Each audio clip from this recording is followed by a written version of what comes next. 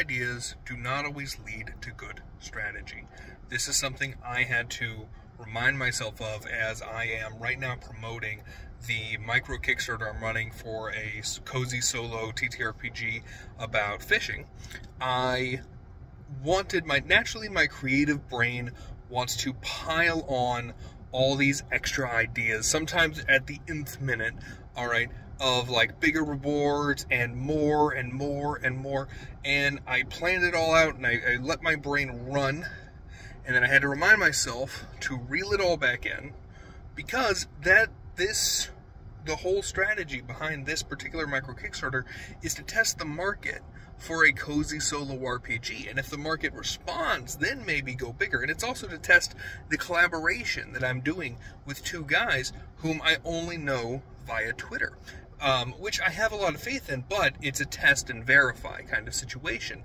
If I do all the big ideas I had for bigger, better rewards, I could burn out my artist, I could burn out my writer, I could burn out myself, I could screw up the kind of beta test that we're running here by adding in all of these unnecessary factors that are only going to move the needle a maximum of $100, and $100 that I'm splitting 3 ways, which again is like, yes, it's money, but I would rather pay to know the answer to the question definitively that I'm trying to answer.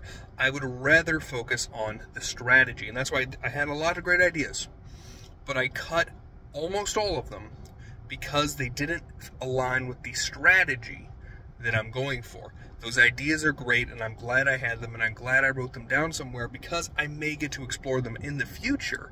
I may get to apply them to this strategy or another strategy in the future, but in the meantime, I am also glad that I am making sure that me, my artist, my writer are all protected from burnout, are all working toward a fixed pointed goal, and all are completely aligned on a straightforward strategy that we can build on later.